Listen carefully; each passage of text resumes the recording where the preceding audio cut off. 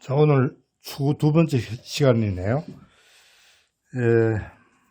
지난 시간에 이어서 개수하도록 하겠습니다.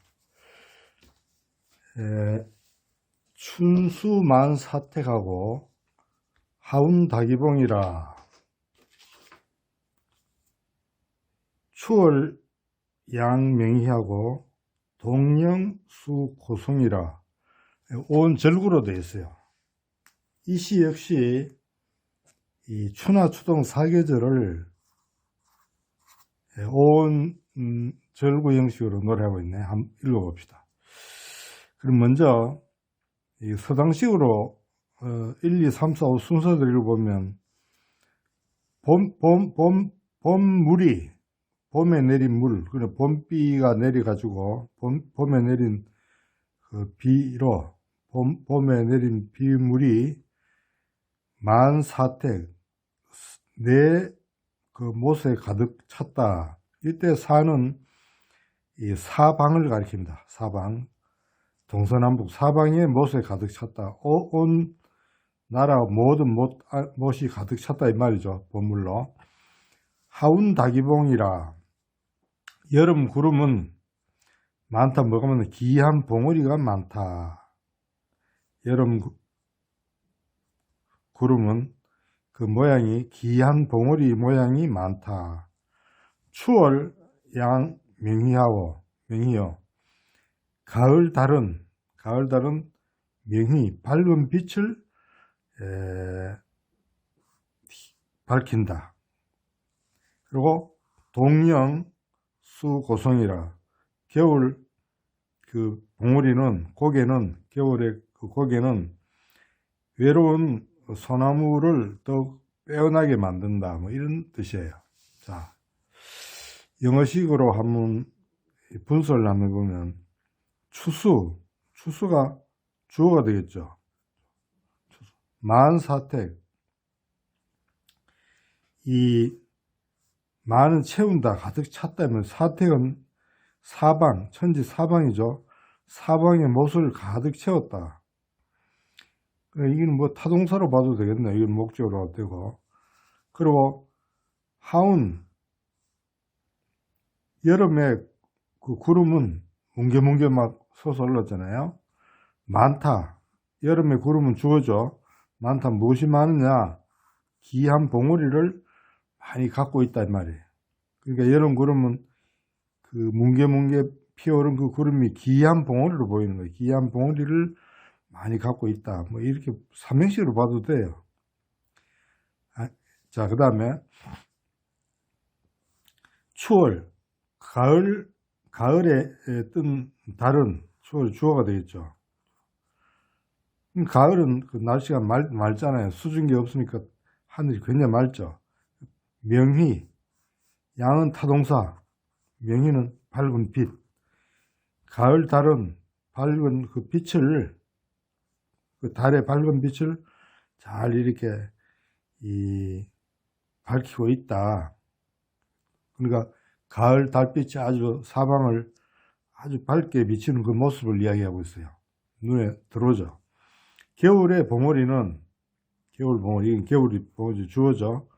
수 빼어나게 한다. 무엇을? 고가 송을 꾸며 외로운 소나무를 외롭다는 것은 이게 홀로 서 있는 소나무 뭐 이런 뜻이 되겠죠. 근데 겨울이 되면 모든 나무가 다 죽었는데 이 소나무는 뭡니까? 푸른색을 갖고 있죠. 그러니까 이 외로운 소나무를 빼어나게 한다. 탁 튀어나죠. 그러니까 소나무의 그 푸른 색이 아주 빼어난다. 이게 다른 게 다 죽었기 때문에 빼어날 수밖에 없죠. 그래서 봄에는 그 못의 물, 여름에는 그 기한 봉우리, 가을에는 밝은 달빛, 겨울에는 이 푸른 소나무 잎, 이렇게 해서 사계절을 쭉 이야기하고 있어요. 이게 시인데, 시는 해석이 아니라 자기가 자꾸 이렇게 보면서 이 마음속으로 느끼고 머릿속으로 그려봐야 돼요. 알겠나요? 그렇게 하면 이 시에 좋은 점이 잘 들어오게 돼 있을 거예요. 그 다음에 1월 롱중조여 근곤수상평이라. 해와 달은 대바구니 속에 새다 이게. 대바구니 속에 있는 새처럼 보인다 이거예요. 해와 달은 대바구니 속의 새요. 우리말식으로 그대로 순서대로 해석하면 돼요. 근곤은 이것도 역시 하늘과 땅은 물 위에 부평초다. 이것도 그대로 해석하면 되죠. 꼭 영어식 문법을 따진다면 1월이 주어가 되고 농중조가 보어라고 보면 되겠어요. 그리고 여기서 동사는 생략됐다고 봐야 되겠죠. 이것도 마찬가지예요. 주어, 이 보어, 이 동사는 생략됐다고 보면 되는 거예요. 자, 해와 달은 이 대바구니 속에 들어있는 새와 같아 이거예요. 그러니까 이 사람은 이 시를 쓴 사람이 도예명인데 아주 큰 그 안목이랄까요? 큰 눈으로 보면 해와 달도 대바구니 속에 들어있는 새처럼 보인다 이거예요. 그러니까 이 사람이 굉장히 이 마음이 넓다 할 크다 할까요? 마음이 넓고 크죠. 그러니까 해와 달이 대바구니 속에 있는 새처럼 보인다 이거예요. 조그만한 새처럼. 그리고 근곤, 하늘과 땅은 물 위에 떠 있는 그 부평초. 그러니까 아주 뭡니까? 금방 없어질 부평초처럼 보인다 이거예요. 그러니까 이 도예명의 그 대단한 그 기계를 볼 수 있는 시예요. 알겠나요?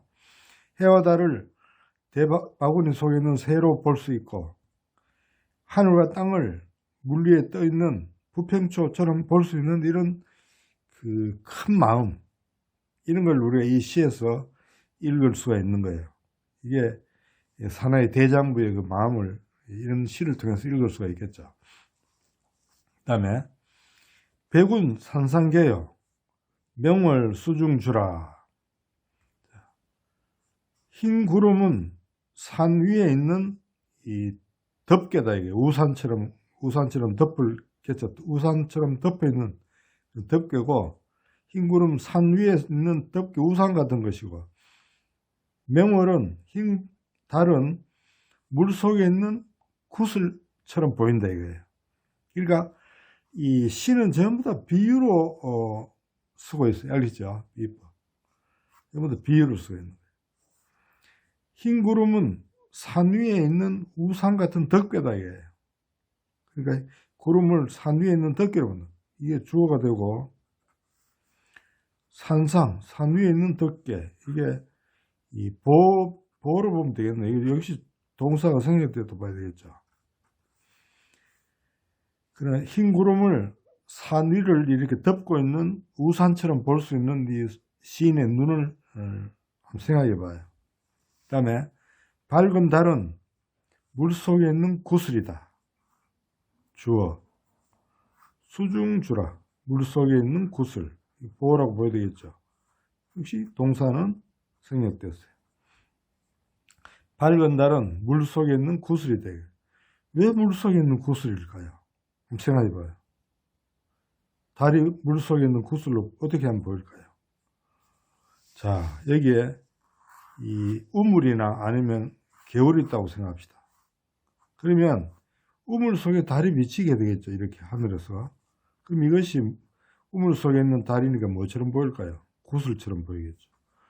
겨울에 떠 있는, 겨울에서 이렇게 비친 달도 역시 뭐처럼 보이나요? 시인의 눈에는 이 겨울 속에 있는 구슬처럼 이렇게 보이는 거예요. 그래서 수중주 이런 말이 가능한 거예요. 그렇죠?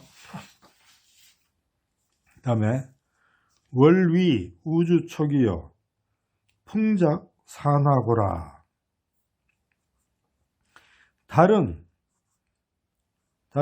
우주의 촛불이고, 바람은 산과 강의 북이다. 북이 된다 이런 뜻이에요.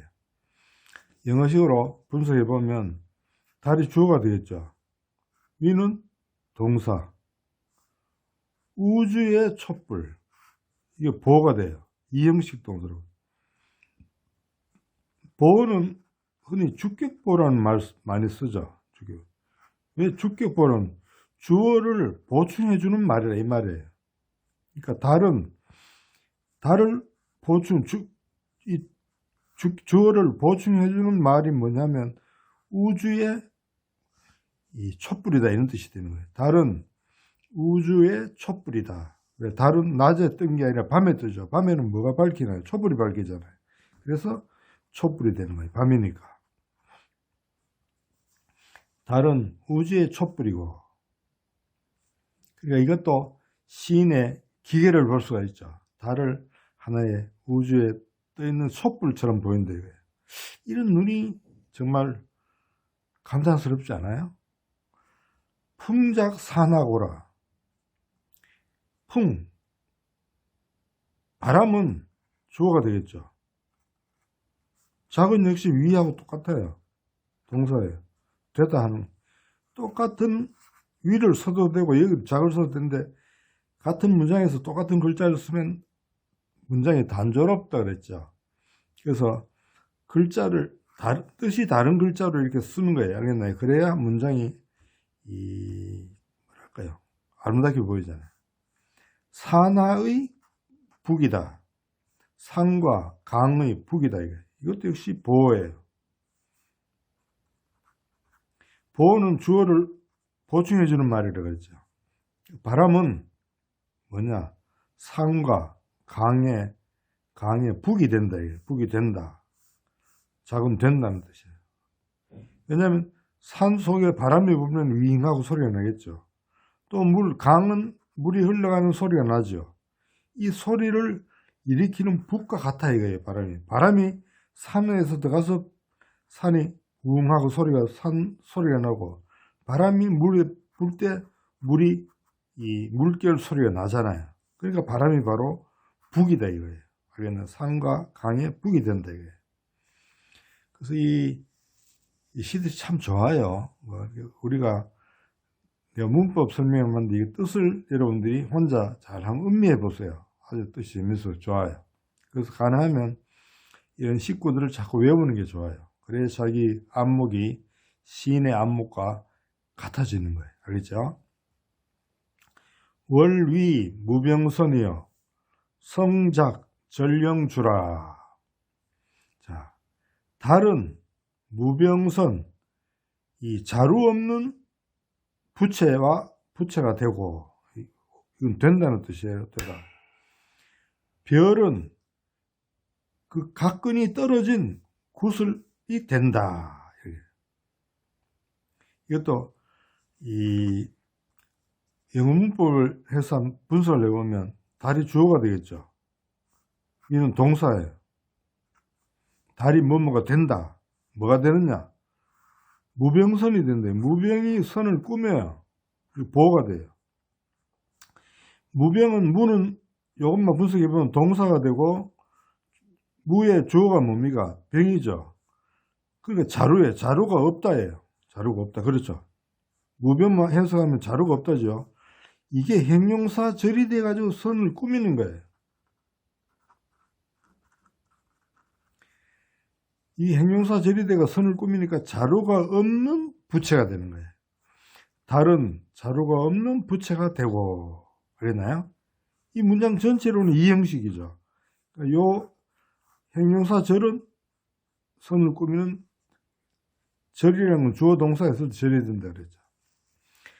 그 다음에 성작 전령주라.